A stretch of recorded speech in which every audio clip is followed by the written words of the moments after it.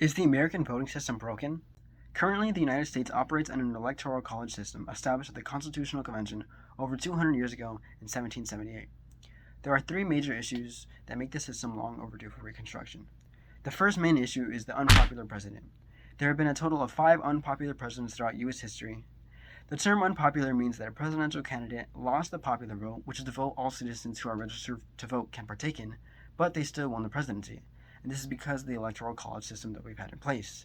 If you're wondering how could this happen, it is because each of the 50 states, along with the nation's capital, have a set number of elected representatives, and it is only these 538 representatives who actually vote in the presidential election.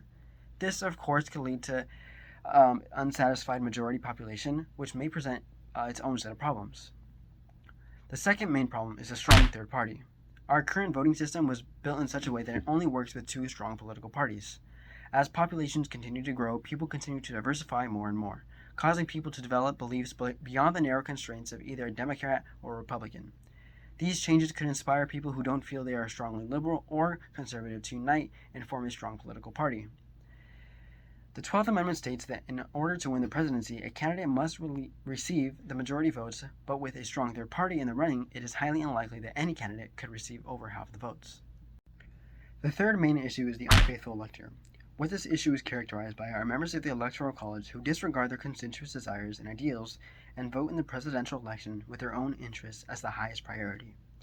Members of the Electoral College are elected by citizens of the representative state or district with the expectation that they will be the political voice of their people. But there's nothing that requires them to do so. So then what's the point in having a popular vote at all? Well, I believe the popular vote is the one solution to these various issues.